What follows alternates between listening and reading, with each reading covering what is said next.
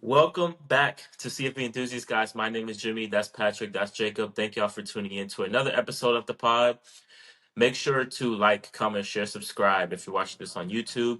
We bleed college football over here. If you love college football just like we do, you're going to love it over here. Make sure to follow the Instagram, CFB underscore enthusiasts, as well as TikTok, CFB underscore enthusiasts. That's where you'll find a lot of our short form content if you're not able to catch these full long form episodes. Today, we're going to recap some of the biggest games of week 12, give you our biggest takeaways, give y'all some trivia.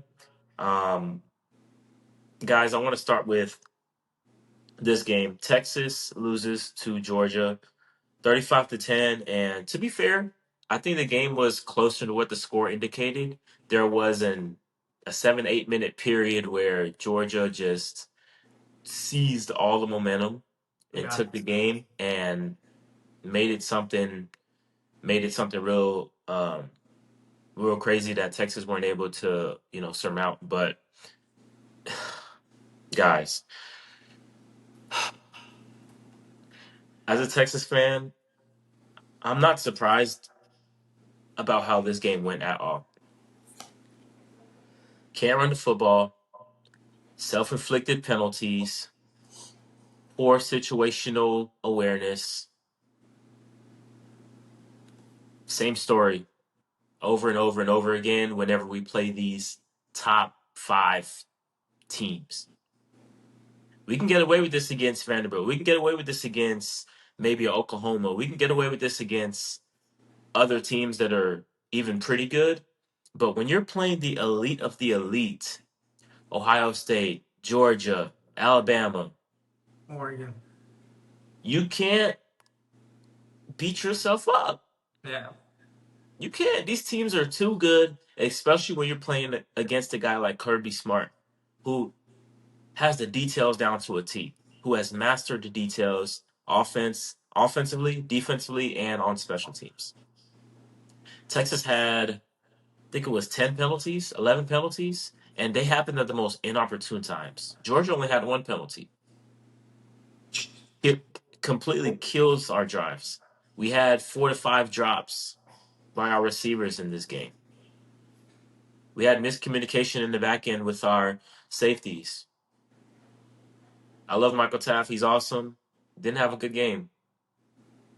Got lost a couple times. Yeah, they had some of those drops were costly too. Really bad. And I'll touch more on that here in a moment, but I want to give Kirby Smart his credit. And we talked about this yesterday before the game in the chat, guys. Jacob, you asked us the question. Who is the best players? Who is the best player on each of the top 5 teams? We said, okay. Caleb Downs for Ohio State. We said Fernando Mendoza for Indiana. We said Cassius Howell for Texas A&M. We said Ty Simpson for Alabama. Then you're like, who's Georgia's best player? Kirby Smart. Kirby Smart. He's their most impactful guy, no doubt about it. And we saw that exhibit A, B, and C last night. That 8 minute stretch from late third to mid fourth, masterclass. Like that Coached fourth, laps around Sark. that fourth down, like that just changed the game. Bro, that fourth down, okay, we closed the gap. It's 14-10. Texas has all the momentum, right? Remember we got the pick. Anthony Hill got the pick. We went Yeah. down, cashed it in, scored 14-10. We got the momentum. It's 4th and 1 at their own 36-yard line. If we get off the field here, we're going to take the lead. Kirby runs the 4th and 1. He runs 23 personnel, fakes the fullback dive, and then has Bowens come out to the flat, hits him. That wasn't the first fourth. That wasn't the only fourth down. They had another one later in the drive. Colin Simmons jumps offside. Yep. They go down and score. They seize the momentum right back, 21-10.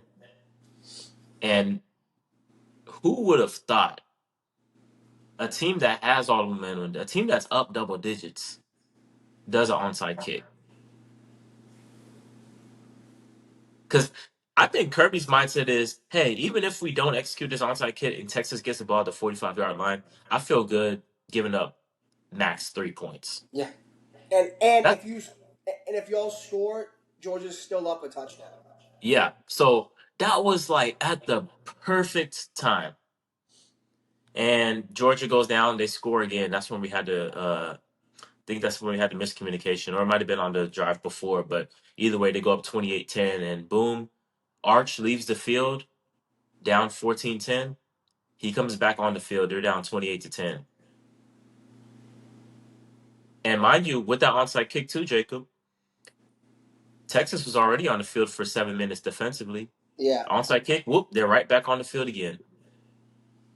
Exhausted the defense, and the defense played well enough, but when it came to that portion of the game, they got gassed, and Georgia took advantage of that. Jacob, talk to me more about Kirby Smart's ability to just take over the game from the sidelines, because that was nuts. he's got good people in his ear. Like somebody, obviously he makes the decision to kick the onside, but somebody upstairs saw that Texas is, because I noticed it early on. Every kickoff, that front line leaves early. Every single kickoff, somebody noticed it. Somebody noticed it, and they're leaving early. Like Georgia's kicker starts running up, and that front line takes off to where when the ball is kicked, they're 15 yards away. So somebody saw it. Obviously, Kirby makes the ultimate call to kick it. Great call. But looking at it from Texas is eyes as well. Like for me, when I'm coaching a game, when we go out for kickoff return, the first and the last thing that I tell the front line is don't leave early and be aware for the onside kick. It doesn't matter if it's the opening kickoff. It doesn't matter if we're down 40. It doesn't matter if we're up 20. The first and last thing I always tell them is don't leave early and be alert. Like you can't leave early because if you leave early, somebody sees it. Somebody saw it, and Kirby's like, "We're gonna take it because they got the fourth down, they scored, they got momentum. What a way to knock out the other team by getting the onside." And it went like it was also executed to a T. Like they obviously practiced it because they got it like at like 10.5 yards. That was perfect. Like Cash Jones grabbed that at 10.5 yards. Like it was a perfect kick. And then the fourth down call, like I think for me the fourth down thing, like when you do that, whether you get it or not, you're showing your offense that you have confidence in them to get the first down, and you're showing your defense if you don't get it, I have confidence in you to make a stop. So Yeah, Kirby's just showing the team that he has confidence. I mean, he's different. Like he is, he's, man. Yeah. he's like, and to your point too, like the coaching thing as well. Like one penalty, like they're disciplined. Like they don't get bad penalties. They don't jump off. Like they don't beat themselves. Like Georgia, like Bama beat them. Like their one loss, they beat them. Georgia didn't beat themselves. Like they don't beat themselves, and that's just credit to Kirby. But yeah, somebody up top had to see them leaving early and was like, "Hey, they're leaving early. Kick the onside." At some point, they told him that, and he was probably just waiting for the right time, or they saw it and filmed her like during the week. Like, hey, they leave early. We can get them at some point. I thought y'all special team coach was gonna fight somebody last night, bro. Every punt or kickoff, he was losing his mind. Yeah. Well, yeah, he was mad at Because I mean, our they're usually pretty good. Like y'all special teams is usually pretty good. usually good. Like Yeah, y'all take kicks back, you get yards on kickoffs, you get yards on punts. Like yeah, that's a hard. I mean, that's a hard play. Like credit to Bama because what they've lost. Georgia's lost one game at Samford in the last 8 years. yeah. So That's insane. I mean, moments matter because Kirby hit us with a Kirby hit us with a fake punt in the SC championship game. He did. That's Because right. there was, guess what? Their punter got hurt in that game, so the Yeah, backup punter was in. that's But then Kirk right. was like, "Fuck it, we're gonna run fake punt." Yep. Pat, Um,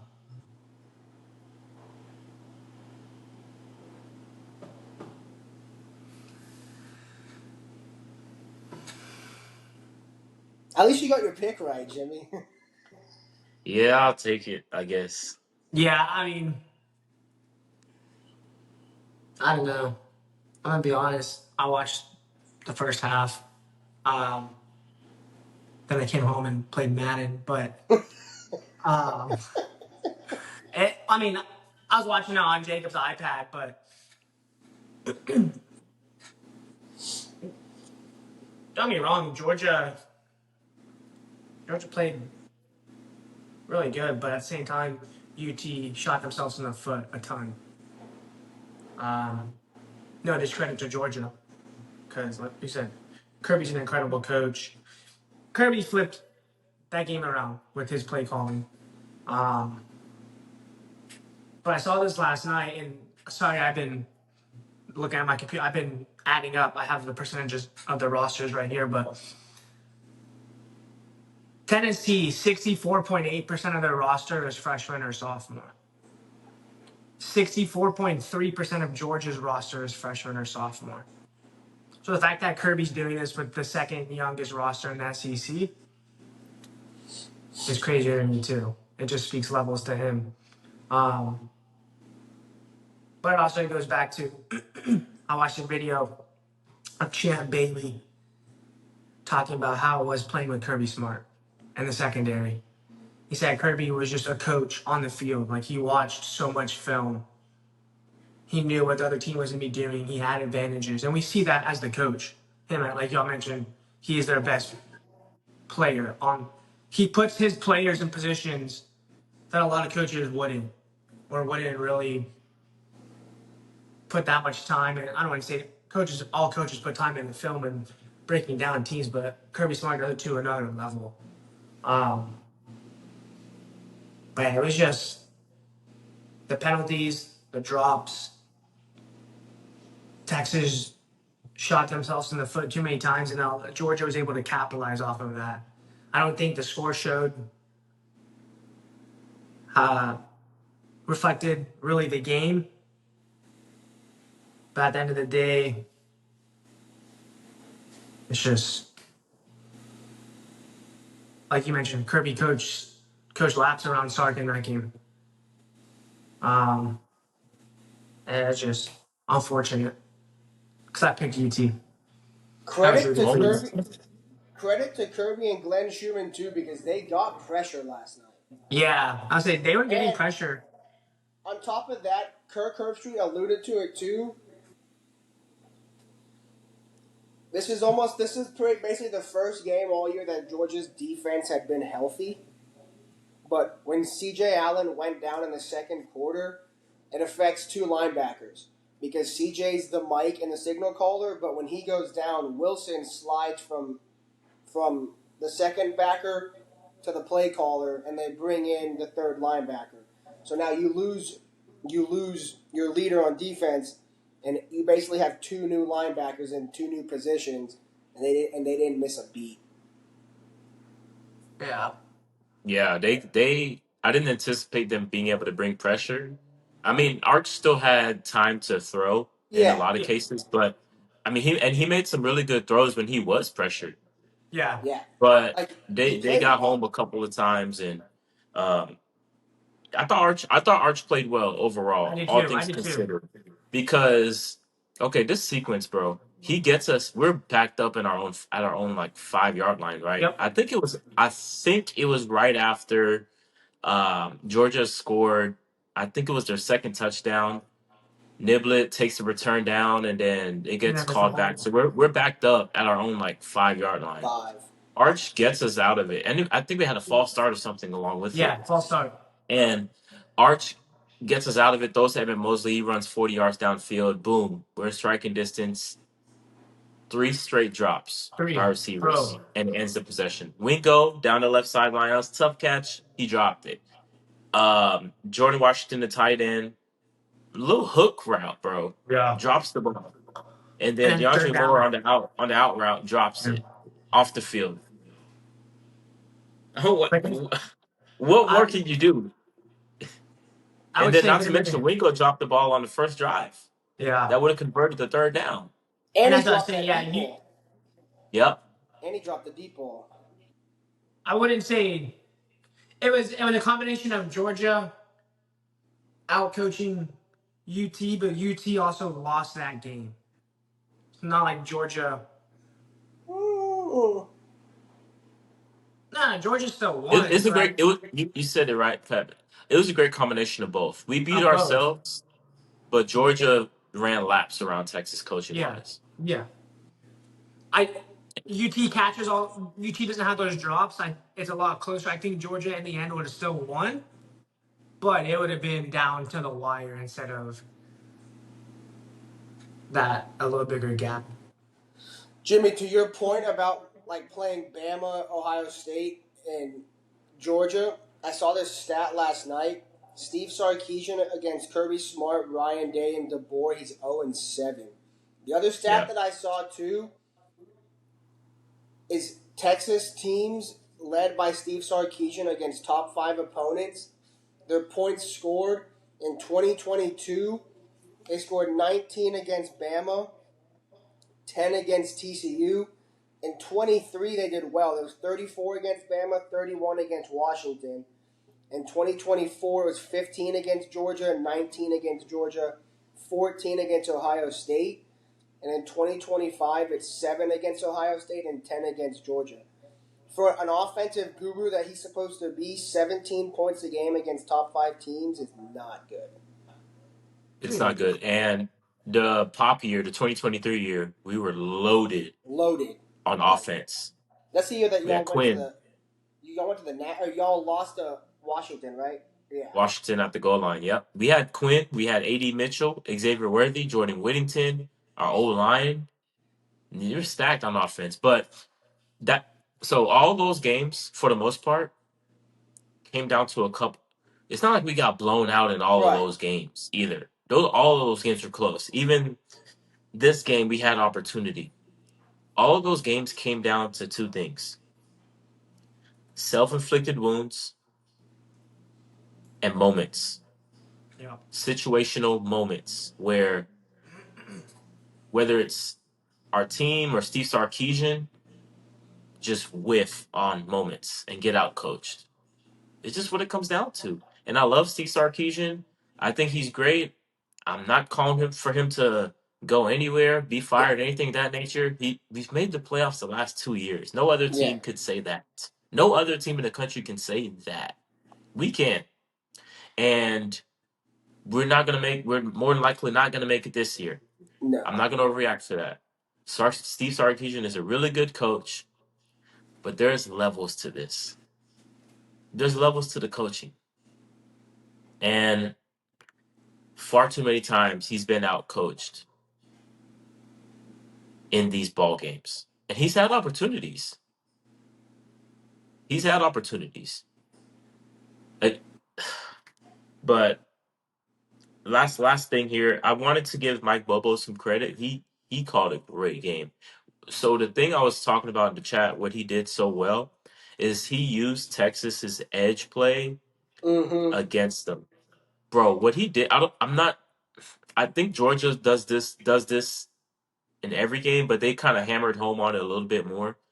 They got Gunnar Stockton out, rolling out of the pocket so many times. So many. And Colin Simmons, as great as he is, he overcommitted a few times. Yeah. And he even got caught one time where Gunnar Stockton rolled out, and the first read is the running back out the backfield on in the flat, and Colin Simmons didn't know to because he saw the running back run past him. He was like, okay, do I go for the running back or do I go for Gunnar? And he kind of got stuck, didn't get both. They completed the pass. So you gotta affect the quarterback by bringing pressure, or you got to get out there in the flat to take the pass away. He didn't either because he was so conflicted. Um, and even early in the game, he overcommitted to the run. Gunnar Stockton got out, and Kirby isn't stubborn either. And Bobo, they're not stubborn. Texas is right up there with Ohio State when it comes to holding teams on third and fourth and short. It You're not running it up the middle against those teams. These teams have shown it the last couple of years. Texas and Ohio State have done as good as anybody at stopping third and fourth and ones. Yeah. Kirby was like, okay, we're gonna fake this fullback dive and we're gonna get out to the perimeter. And that's what Georgia did, and they converted on that play, and the rest was history from there. But yeah, shout out to Georgia. I mean, The does anyone two, want to see Georgia in the playoffs? I mean, I personally, I think they're the best team in the country. I do. Pat, y'all Oregon want to see them in the playoff? You don't. I don't care who you see. Real quick on the Mike Bobo thing, I think the two things that are huge with him being the OC, one is he's been a head coach before, so I truly believe that like when they go to practice, I think Mike runs offensive practices by himself and Kirby's with Glenn on defense, and he just lets Mike have full control. He's been a head coach, he's been an OC. Like he left Colorado State to go to South Carolina and left SC to go to Georgia. So he's been a head coach. He knows the ins and outs of stuff. So I really do think like when they're at practice, Kirby's with Glenn on defense and Mike runs the offense. The other big advantage that Georgia has too is Mike Bobo is the OC and the leader of and the commander of their O line, their center is his son. Yep. And he even That's played with huge. a fucked up hand. Yeah, like that's huge. Your OC's son is the center. Like that is that's big. So Yeah, he yeah. went from South Carolina to Auburn for a year to Georgia. Oh, okay. He went to. Oh, he did go to Auburn. But it was whenever South Carolina had their coaching change. He was the interim head coach. Yeah. So shout out to Georgia. It's about that time. Death, taxes, and Kirby Smart. It's November. It's time to buckle up, and Georgia is going to be there when it's all said and done. At the end of the Um, day, in modern, if you want to win the Natty, you're gonna have to beat Georgia. Like, yeah. there's And nothing. Notre Dame did that, and Georgia didn't even have their starting quarterback at the time. So hey, Yeah. um, Oklahoma Swag. beats Alabama. What was it? 22, 21, 21, 20, something like that. 23-21. 23-21. I was impressed from what I saw from Oklahoma, and this was my concern with Alabama. I think they played right into the hands of Oklahoma, man. Yeah. And I think styles makes fights, and I should have saw this coming even more. I thought OU would have success against Alabama's offense, but with how one-dimensional Alabama is, man, even with our Mason Thomas, Yeah. they provided so much pressure towards Alabama. And And bro, Ty Simpson had 28 pass attempts, I think, in the first half. yeah. You're not balanced at all. Nope. They know what's coming, and if you can get that pressure and force Ty Simpson to see ghosts, gonna lead him into bad decisions. And he made a couple poor decisions. Obviously, throwing the pick, he was inaccurate on that one. I think that was a pick six, right? So yes. So the pick six. If you go back and watch it, I rewinded it in live time because I saw it on the play and I rewinded it. The pick six changed the game. Obviously, it made it 10-0. I am surprised that they didn't throw a flag. So the safety picks it off, but if you watch the corner when he crashes down on the receiver, he bumps him and he bumps him off his route, and then the safety picks it off. Granted, I'm Yeah. glad OU won. I wanted OU to win, so I'm okay with the no flag. But I was surprised that they didn't throw it. Yeah. And this is my concern with Bama. I think they'll make the playoffs, I think, but They I got don't to know beat how far Auburn. they go, man. If they don't beat They Auburn, have to beat Auburn. That's going to be a dogfight. and it's And it's at Auburn can come after your damn quarterback too. yeah, and it's at Auburn, and you don't think Auburn wants to be like, okay, if we beat our biggest rival, we can knock them out of the playoffs. They would love nothing more. Yep. But Yep. yeah, Jimmy, we had talked And about that a couple of weeks ago. How that was Bama's weakness was their inability to run the ball consistently. right. They even tried shifting And their O this is their line. best they've run the ball. What did they run for? Like, I think Daniel Hill had a pretty good game. Yeah, he scored. I know. I think one or two. He had two Uh, touchdowns. He had 60 yards rushing. Jam Miller had 27 yards rushing, and then Brooks had 2 yards. So they had 87, 89 yards rushing, They even which tried to is shift their that's yeah. great for their standards this year, yeah, but it wasn't enough. They even shifted their O line. They kicked their right tackle to right guard, and they put a true freshman at right tackle. that's what So Oregon did. do you think it's more so the O line is not creating rushing lanes, or is this like the Yeah, worst crop of Alabama running backs we've seen in a while? I think it's the Both. rushing lanes. Like when you watch them, like they literally like they cannot run inside the tackles. Like every successful run that they had was an outside run. Like everything inside the tackles consistently gets stopped at like 1 to 2 yards. Yeah, but I Like also like think you look at Hill, their. like Hill had a 27-yard run outside the tackle, and that was his longest run of his career. By that, and I think you also look at their running backs, and you're not like, oh, he'll be in the league. He'll be like, for the first time in years, they don't have like, yeah, it's their weakest running back room and their weakest O line. So it's just a bad combination of both. I agree, bro, and you can see it. Like even this is why I was talking about. Oh, all this Kid and Proctor gimmicky stuff is so like fool's gold because they know they can't run the football.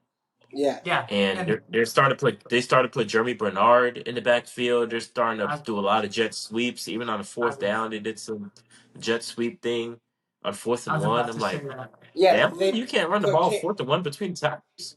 put Caden in the backfield and ran that little reverse. Yeah, Yeah, and they barely I'm like, got I mean, it. they obviously they know that we can't get short yardage, man. We can't do it right now. And against these top teams that have elite defenses coming up here in the playoffs, it's gonna bite them in the ass. Dude, Kip Lewis, that linebacker on OU, that dude's a stud. Yeah. That dude is a stud. But yeah, back to the Bama Auburn. Auburn has to win their last two games to make a bowl game. So not only are they beating their rival, but they're keeping their bowl game hopes alive Yep. And next it's week. and So it's that's gonna at be Auburn.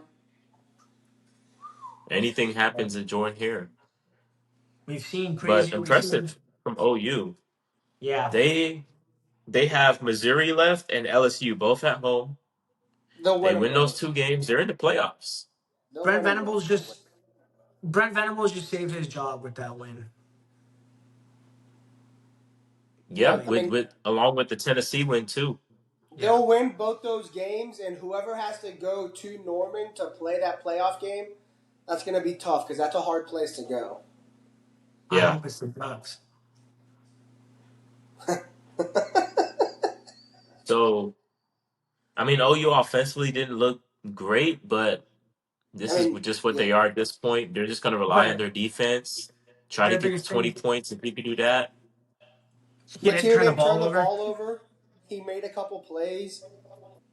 Yeah. No, he's a good QB. When his biggest knock is turning the ball. When he doesn't turn it over, he has good games. Like as cliche as that sounds, but when he doesn't turn it over, he looks like one of the best QBs in the nation. Like when he plays efficient, he can beat anybody. He's It's as good yeah. as any QB. It's interesting too about the turnovers because 4 of his 7 picks came after like in those 2 games after the thumb surgery.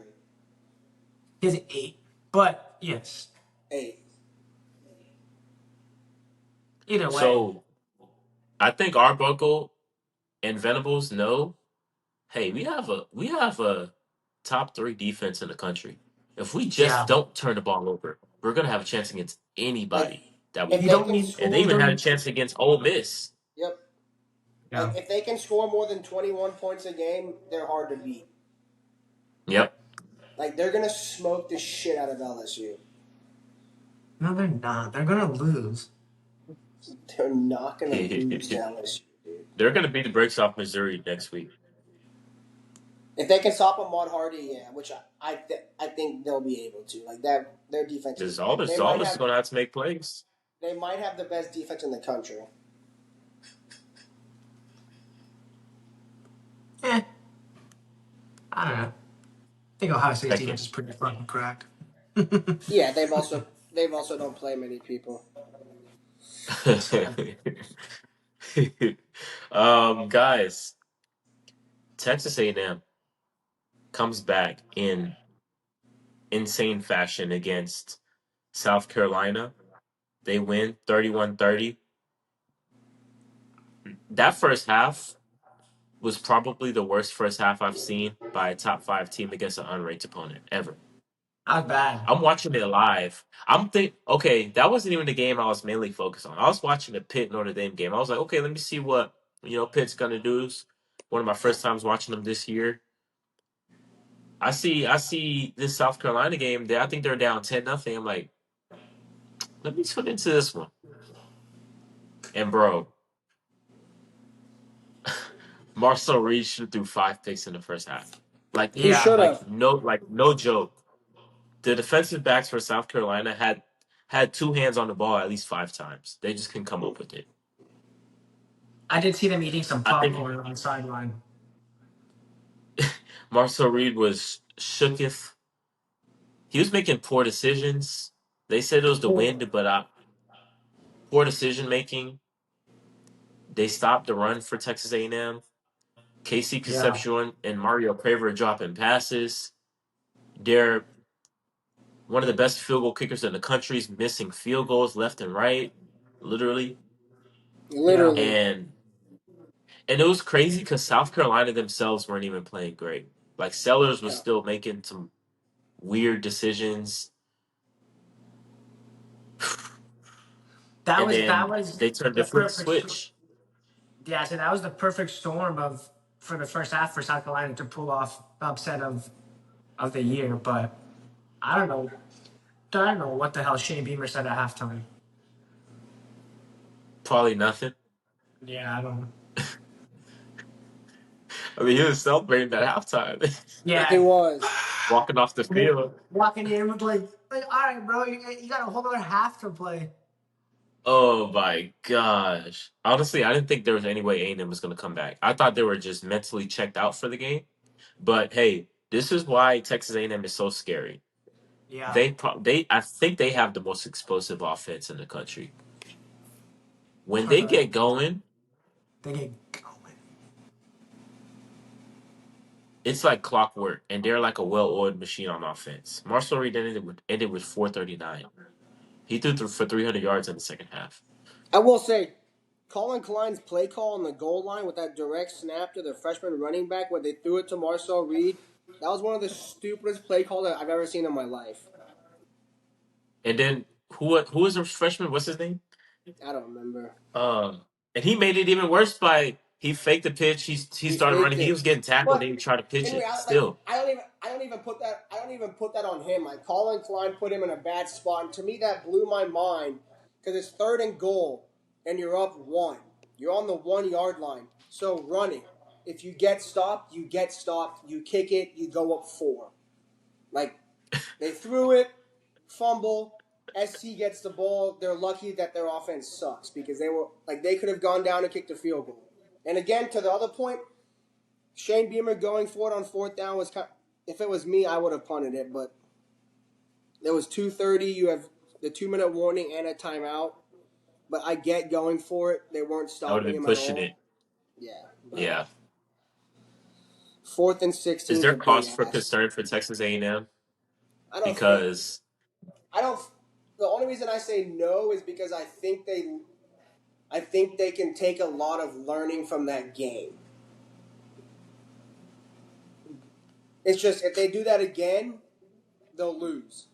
Just I don't know that they'll do it again because they hadn't done it all year, and that was just every team gets a bad half. They happen to overcome it and come back. And I think what Mike Elko said after the game is the reason that I don't think there's a cause for concern. They asked him what he said at halftime.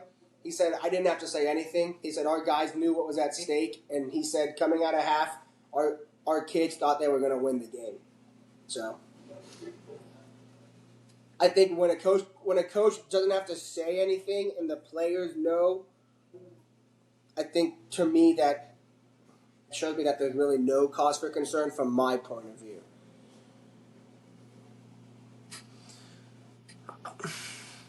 I don't know. Yeah, I don't know if they were out partying with Johnny Manziel the night before because Johnny was on the sideline with him. But the lack of focus was obvious. That's why, honestly, now thinking about it, I'm not as concerned about Texas A&M. That looked like a lot of like unfocused guys out there. I think Craver and Concepcion each dropped a pass. Concepcion dropped a touchdown. Like he's in the end zone, he drops it on a slant. Yeah. Marshall Reed did make some poor decisions. He tried to make that pass, went backwards. South Carolina scoops and score. Yeah. I don't. I do think I think I don't. a lot of the issues in the first half too came from play calling. Like I think Colin Klein was asking Marcel to do way too much. Like he stopped when they went down like 14. He just stopped running the ball as a whole, and he was asking Marcel to go out there and yeah, play like. And he was asking Marcel to go out there and play like Tom. Like dude, like you know what you have. Run the ball. Establish the run Marcel. Then the DBs start cheating down. Then you can throw it. But I think yes and no. Not concerned because, like you said, there was more of the play calling. Didn't have to say anything at half. But that's also not their first bad half they've had this year. They looked bad versus LSU. Came out in the second half and flipped a switch. Looked bad versus South Carolina. Came out in the second half and flipped a switch. SEC title game in the playoffs, you can't have a bad first half. Because these aren't the teams where you can come out and just flip a switch in the second half and change. You're already down. So, I'm not concerned because A&M has the talent. That's where you can adjust the play calling in the first half and you come out and don't start out flat. But I'm also concerned because that's also not the first time this happened. But I still think they're arguably the best team in the nation. So I'm not concerned. yeah. I It's just, it's just something they have to really look at themselves in the mirror and be like, look, we have 2 regular season games left, and then we really can't afford to fuck up. So you got to make sure every week the guys are locked in. They're not going to come out flat, and you got to have your play calling smart. I Because don't as know good if as it's a thing Marcel where they is, play up and down the competition. Oh, go ahead. no, as good as Marcel is, he still does sometimes make some really bad turnovers. Yeah, I mean, he yeah. I does think have He has 9 picks on the year, so He's also super young. he's a junior. He's a redshirt sophomore, which is a junior, but it's his first full year starting. playing experience, first full year. Yeah, yeah. I don't know if it's a thing where they play up and down the competition, but the 3 worst teams in the SEC, Arkansas, South Carolina, and Auburn, they've barely won. Yeah. The Arkansas game was a shootout, 45-42. South Carolina game, that was on Saturday. Auburn, that was 16-10. It was a nasty game. The thing with Auburn though is I don't know. Auburn's played everybody. Like Auburn has literally played everybody close now. They have. They have.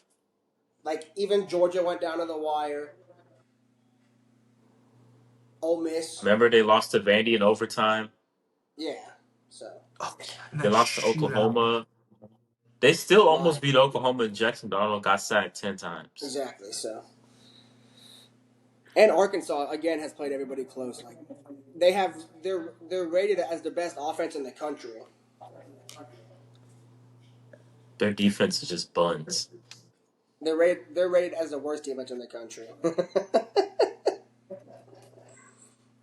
Guys, any other takeaways from Saturday? The only takeaway I have is the Heisman race with what 3 weeks left is still wide open. Oh, what did you want to say about the coaches? I don't remember. You were like, I What wanted to say coaches? something about the coaches. Oh, Jacob said I he didn't wanted to write it. speak on some coach. Oh, it was Sark. It was the stats that I read. Oh, okay, okay. The 0-7 and the 17 points per game. Oh, okay. And I'm with you. I still think he's a really good coach. It's weird. Like when he plays coaches that are like equal talent or per se better. Like you said, he gets out coached. Yeah, he does, man. It just comes But down to moments too. there's a small number of coaches that are better than him though. Correct. Yeah, yeah, yeah. And when he plays them, he gets out coached. Like It's Yeah. just not one of those tough. like we play them and it's I don't know, it's like an unfortunate situation or their team was just better. I mean, we're just as talented. You can't tell me we're not as Right. talented as Ohio State. You can't tell me we're not as talented as Georgia. You can't tell me we're not as talented as that Washington team from Oregon. 2 years Oh. ago. Yeah. Though I'm just going off the teams we've actually played, Alabama. But it clearly clear as day has come down to coaching. Clear as day. But like you said, Jacob, this Heisman race is tight. Why right there, bro? I think There's a I think lot. Jeremiah Love has put himself in the mix even more. Yes. That's my preseason I pick. don't know why he's not getting national attention like that. As I far don't as the either. Heisman, he should be in there. I Like he think Why? became like I can tell you why. I can tell you why. why? Oregon and Notre Dame. Oregon and Notre Dame. Both. I I promise you on Tuesday when they're doing the rankings, oh Pitt wasn't that good. Pitt had a bag. They're gonna come up with reasons why Notre Dame beat Pitt and not credit the win. Oregon. Oh, they lost to Pitt. They beat Penn State. Penn State's not good. That's not a credible win. Man, Indiana had a real gritty comeback, great drive to beat a talented Penn State team. So the narratives for Notre Dame But and the narratives for but Oregon, bless you, thank you. are different than every other team. So I think that's why Jeremiah Love's not getting credit is because Notre Dame they beat this team, but they're not that good. When you guys just saying game day there, but now you're gonna say Pitt wasn't that good. It's not a credible win. So they're gonna look at he should have had a good game. I think it's just the media driving a narrative where Notre Dame their wins aren't as good as necessarily they look because they're gonna come up with reasons on. So I think that's why he's not getting the hype when he should be getting the hype. It's just the media I driving a agree. narrative that because I've been seeing a lot of that. And Or you know, people Pat, talking about there's a conference down south that if you beat a 3-win, 4-win team, it's considered like a good win. That's hey, facts. you said it, not me. So Ole Miss, Ole Miss had a real good win yesterday. Really close win, but it was a good win. That team is 3-7. Yeah. Perfect Oregon example. had Oregon had a close win in Happy Valley, but it's a bad win because Penn State's ass. And you know what's the Florida funny would. thing? As far as talent, Penn State and Florida are pretty comparable. Yeah, facts. But one's in SEC, one's in the weak ass Big Ten, as the media says. That's facts. Not. That is facts. But Jeremiah Love definitely deserves to be in New York, or at least in consideration.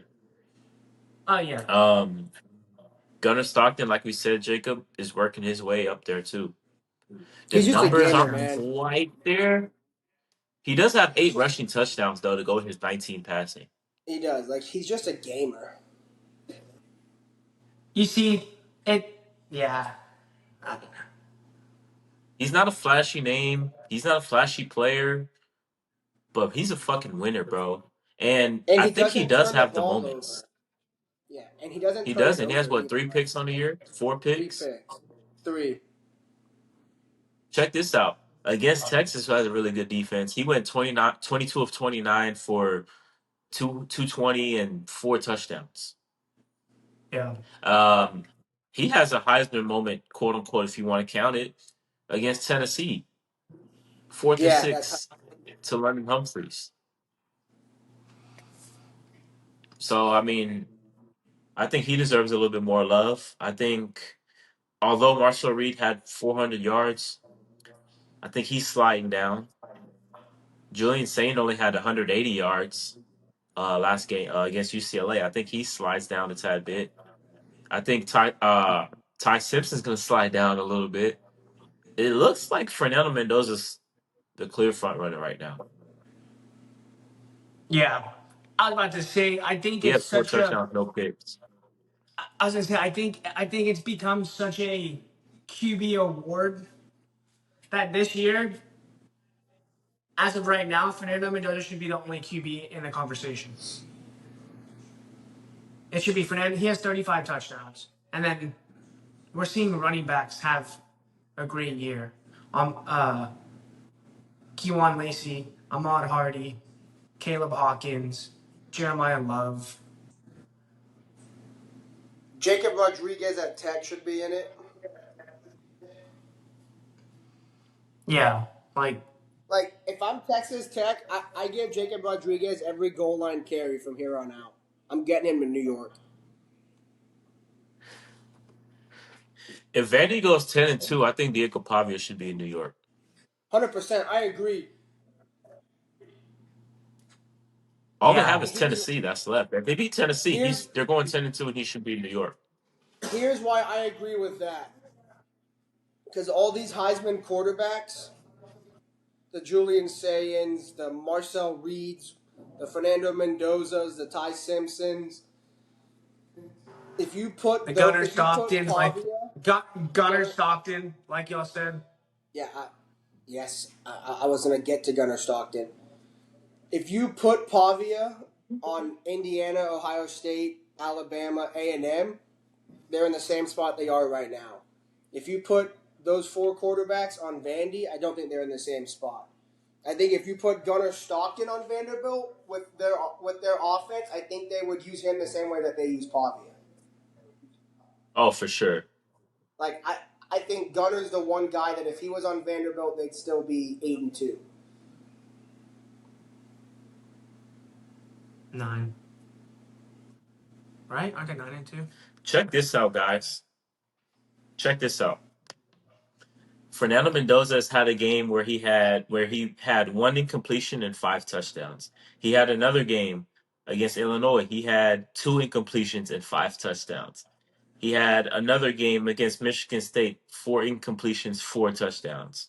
And then on Saturday against Wisconsin, 2 incompletions and 4 touchdowns. Yeah. Talk about He has. efficiency. He has. He's having games where he has more touchdowns than incompletions. Yeah. He has 35 total touchdowns on the season so far. I think as of now, yeah, it's him and Jeremiah Love are the top 2. I agree. Guys, Marshall does Reese turns it anybody, over to does me. any Group of Five team want to make the playoffs? North Texas and James Madison. I They're the only two that per se week in and week out take care of business. I hate the And it playoff sucks format. because I think South Florida's the best out of all of them, but they haven't shown up like one. Yeah, they have 3 losses. Here's the other team too that people need to keep an eye on. If Navy beats UNT in the title game, Navy's probably in the playoffs. Sweet fuck. They will get 70 points dropped on their head. Yeah, so would UNT and James Nah, Madison. nah. Yeah, James Madison. Yeah, UNT can upset somebody in the first round. That's not name to worry. I mean, yeah. I mean, the best team that UNT played was South Florida, and they gave up 63 points. Okay. You learned from that game. Yeah. No, I don't know. I Actually, just hold hate on, the guys. playoff format. Tulane's gonna have something to say because they have the tiebreaker over UNT. Oh, they Hey, really? do. So Tulane is second. Tulane is second in the American. So all they have Yeah, to do is beat. right now it's Navy Tulane. I wonder who's going to be the highest group of five because James Madison, I think, is 9-1. They are. In the Tulane and latest Navy both have 2 losses. in the AP poll, James Madison's 21, UNT's 22,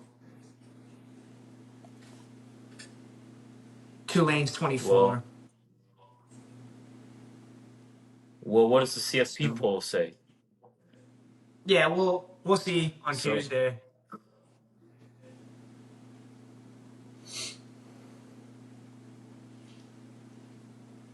I don't know. We'll have to see. Guys, trivia time. I got one. I don't have one. What is it? What is it? With Alabama losing at home to Oklahoma, they don't have the longest active home winning streak anymore.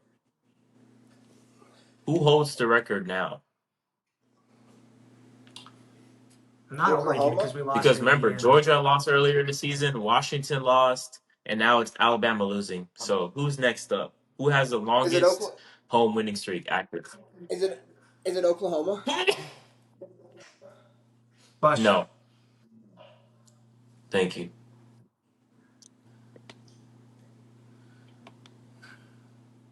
Is it a group of 4 team? No, it's a power four. Power 4, I mean. Oh yeah, it's a power four. Ohio State? Mm-mm. Remember they lost to Michigan at home last year. It's Indiana. This team hasn't lost since 2023. Is it Indiana? Huh? Indiana? It is Indiana. Yep. They haven't lost at home since 2023. I was going to say, because their one loss last year came at Ohio State in the regular season. Yeah. Indiana holds the fucking record. Who would have thought? Who would have thought? Actually crazy. I just saw a stat. I think Kurt Signetti is 15-0 at home in his Indiana tenure. I saw it this morning. Huh. He's such a good coach. Yeah, he's so good. He is.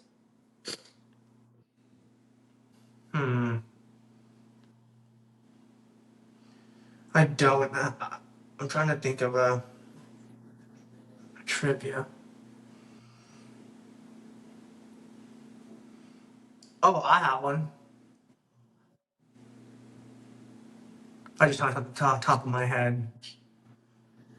Yo.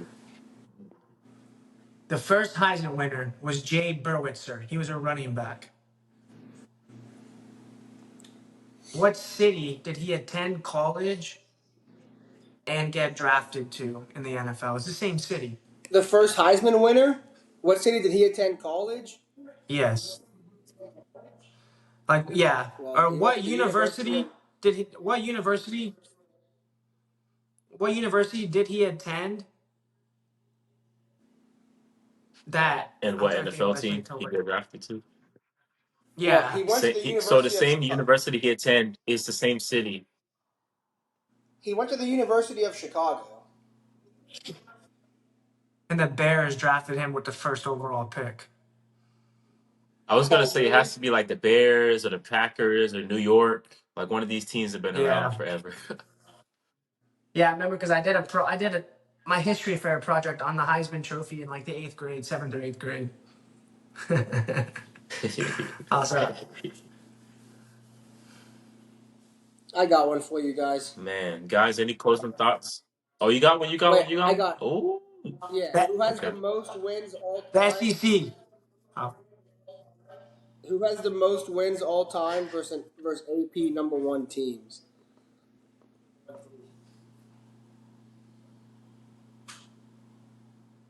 Are you talking about like program? Which program Yeah, yeah, yeah. or which coach? Which program? Georgia? No. Most wins against AP number one? Purdue? Wait, I lost the list. Let me find it. Uh, Shit. Dude. it has to be.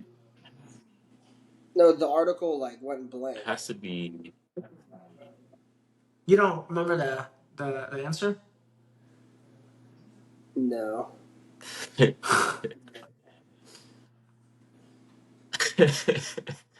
All right, I have it uh, again. There's two it has teams to be tied for like one. Ohio. No, Ohio State, No, Michigan. Alabama. it's Alabama. It's Alabama. They have 11. Huh. How? They were number one for so long. Well, I you don't said know. they're I tied with don't make someone. the. No. No, I read the list wrong. It's Oh, it's just just Bama. Alabama. Yeah. Bama, Alabama. They probably have the most wins all time versus AP number one teams, and they probably have the most wins all time as the AP number one team. They probably do. Eight of their 11 wins versus the number one overall team came in the Saban era. God damn. So he probably beat. Well, he beat LSU. They were number one. He beat. Yeah, he Didn't beat was it Florida LSU. number one with Tebow when he beat him? That's funny. Yeah. Maybe. Because this says he beat Mississippi State in the first ever CFP. He beat LSU in the Natty. Oh He beat yeah. Clemson twice in the Natty, and he beat Georgia in two SEC title games. He's beat, yep, Georgia. Yeah. Alabama, as of 2024, which makes sense, they haven't been number one since, has the most wins as the AP number one team with 107. Jesus. So they won 107. They've won 107 games as the number one ranked team. That's crazy. Dang. That's actually crazy. I think the only team that can probably catch that is Ohio State because Ohio State usually is a Yeah. top three team every year. Yeah. Uh, yeah. Ohio Bless you. State's been. Bless you. Jesus, bless you. Ohio State's been ranked 118 weeks as number one all time. Bama's been ranked 141 weeks all time. Mm-hmm. Their last appearance was 2024. That was last year. That was probably the end, the 23-24 Alrighty. season. Oh no, that wasn't. Yeah, last year. All right. That is gonna wrap it up for our Week 12 recap. Thank y'all so much for tuning in. If you made it this far, please make sure to like, comment, share, subscribe to the pod. We're growing ever so slightly every day. Follow us on Instagram and TikTok, CFB_enthusiasts. That's where you find a lot of our short form content. We'll be back with y'all on Wednesday with another episode. But other than that, I'm Jimmy. That's Patrick. That's Jacob. And we are out. Peace. Peace. Right.